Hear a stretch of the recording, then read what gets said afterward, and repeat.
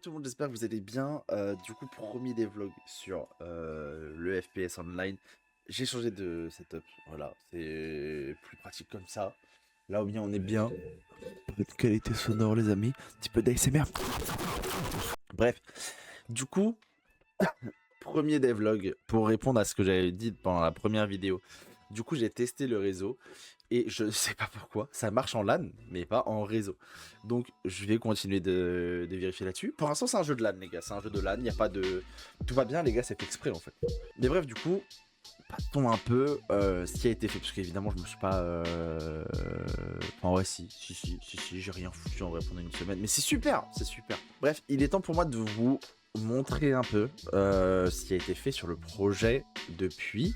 Donc c'est un truc que j'avais déjà fait un peu avant, mais ça reste un petit peu important. Donc go vous montrer. Et là du coup on va passer directement NL code. Pour ce qui est du personnage, en gros pour gérer ses déplacements, j'ai fait des énumes. Les énumes, c'est très simple. C'est globalement juste un int qui a une certaine valeur. Donc là, idle est égal à 0, jump est égal à 1, move est égal à 2, aim est égal à 3, et ainsi de suite. L'intérêt de faire ça, c'est quoi? C'est qu'en gros, moi ensuite, en blueprint, et je vais vous montrer ça juste après, je pourrais vérifier quel état, quelle valeur a cet enum. Donc là, mon enum, il s'appelle ePlayerState, et je vais juste pouvoir regarder, ou du moins faire un switch dessus, savoir à quel état je suis, pour ensuite traiter les informations d'une manière ou d'une autre. Là, en l'occurrence, c'est pour savoir comment je dois animer mon personnage. Et l'avantage d'un enum, je sais pas si vous avez vu, mais là, il y a marqué uint8. Bon, le U, on s'en fout, ce qui est important, c'est le int8 qui est derrière. Ce qui est cool, c'est que du coup, cet enum prend que 8 bits dans la mémoire. Et ça, c'est super, parce que du coup, ça optimise un peu. Ok, mais donc du coup, maintenant qu'on a fait ça, sachant qu'on a plusieurs enums, là, je vous ai montré globalement le player state. On a aussi le movement direction, la posture et le weapon equipped. Le weapon equipped, pour l'instant, je l'utilise pas. Mais le movement direction et le player state et le posture, eux, sont utilisés. Donc du coup, je vais vous montrer comment. Ok, donc là, du coup, on est dans l'anime graph de mon personnage. Donc j'ai mon blueprint de mon personnage. Il n'y a rien dedans, globalement, j'ai juste ajouté l'arme. Et j'ai gardé juste le code de Epic. Donc voilà mon perso. Regardez comment il est beau un peu là. Et bref, et donc du coup ce perso pour bouger on doit lui donner un anime blueprint. Donc là ici j'ai référencé déjà des animations. Donc c'est des animation clips. Ça c'est une animation clip. Pour dire, et ben en gros ça c'est ça, ça c'est ça, ça c'est ça, ça c'est ça, ça c'est ça. Voilà. Et là du coup on a notre player state. Là du coup pour passer de idle à slide ou de idle à run plutôt, voilà. Ici j'ai is crouched, donc je vérifie qu'il ne soit pas crouched parce que tu peux pas courir accroupi. Et est-ce que je suis en train de running? Et donc du coup si j'ai les deux, alors je rentre dans mon état. Mais du coup comment je fais pour avoir les deux? Comment je fais pour vérifier ça? Regardez-moi ce monstre, là. Hop là. Globalement, qu'est-ce qui se passe? Globalement, ce que je fais, c'est que dans un premier temps, je regarde si ma posture elle est standing ou crouched. Et en fonction de ça, je vais savoir du coup si je suis accroupi ou debout. Et comment je sais ça? Et bah c'est là en fait. Donc est-ce que je suis debout ou est-ce que je suis accroupi? Et ensuite, je regarde mon état. Donc là, pour le moment, on voit que le truc orange il va là parce que je suis debout et que je fais rien. Donc je suis en idle, tout simplement. Ensuite, là, ce que je fais du coup, c'est juste que je toggle les booléens. Donc, c'est pas, je pense pas que ce soit la manière la plus clean à faire, mais écoutez, pour le moment, ça marche. Et juste pour le jump, je fais en sorte que is crouched soit égal à false dès que je jump, de sorte à ce que dès que je saute, mon personnage se remette debout instantanément. Et du coup, en jeu, bon, alors la vue de la caméra, elle est un peu dégueulasse. Hein. Faudra que ça soit travaillé, quoi. Mais en gros, globalement, voilà ce que ça donne. Du coup, là, si j'avance, tac, ici, on voit bien que mes pieds, hop, attendez, hop.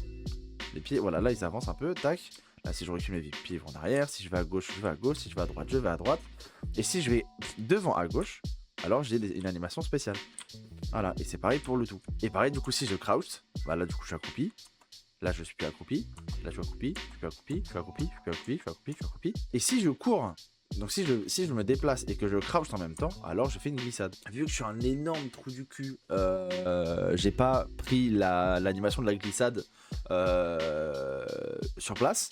Du coup ça fait que quand je finis la glissade, je me re-TP au même endroit. Parce qu'en fait, je bouge pas le personnage, juste je l'anime. Enfin juste j'anime le corps, mais en vrai de vrai, il bouge pas tant que ça, tu vois. du coup ça faudra que je refasse aussi. Mais c'est pas grave, c'est fine. Et si je saute, hop, je reviens directement debout. Mais ce qui est aussi hyper intéressant avec Unreal en particulier, c'est qu'on peut blend les animations.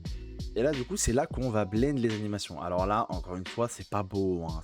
Ça fait froid dans le dos, le Mister, là. Globalement, qu'est-ce qui se passe? Vu qu'on avait cached ici les animes qu'il me fallait, du coup, dans tas de run, ici, du coup, je peux réaccéder à toutes les animations qu'on avait données. L'intérêt, c'est que du coup, maintenant, moi, je vais aller regarder mon movement direction, donc savoir juste dans quelle direction je vais, si je vais devant, derrière, à gauche, à droite, sur le côté, enfin, en diagonale gauche, nanana.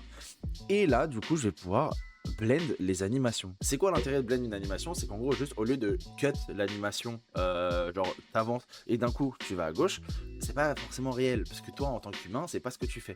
Toi en tant qu'humain, tu vas devant, tu t'arrêtes un peu et ensuite tu vas à droite. Globalement, c'est un peu ce que le blend va faire. C'est qu'il va faire une transition relativement fluide. Comme ça, en gros, tac. Là, vous me voyez moi, et si je passe à la scène d'après, c'est une transition assez fluide.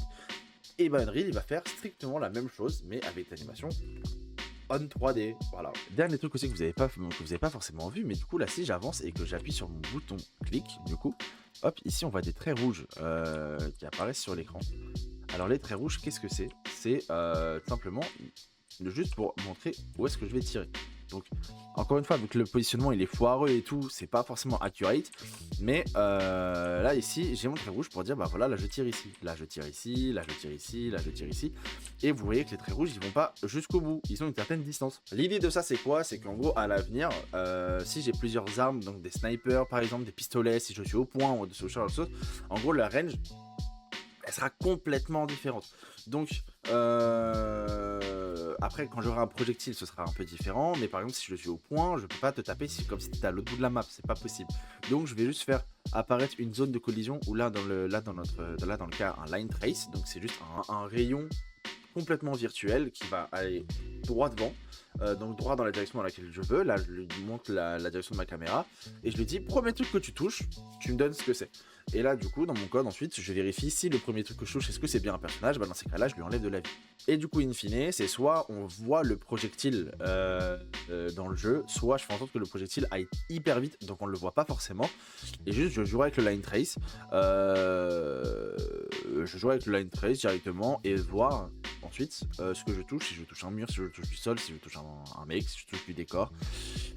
Et voilà quoi, simplement. Et je vous dis à plus tard pour le prochain devlog du coup. Et le code est toujours disponible sur mon GitHub si vous voulez. Vous pouvez checker, vous pouvez même clone le repo. Vous pouvez pas push dessus, mais vous pouvez clone le repo si vous voulez lancer Unreal, si regardez. Normalement, je crois que vous pouvez le faire. Et bref, sur ce, moi les gars, je vous fais plein de gros bisous. Et à plus tard. Let's go.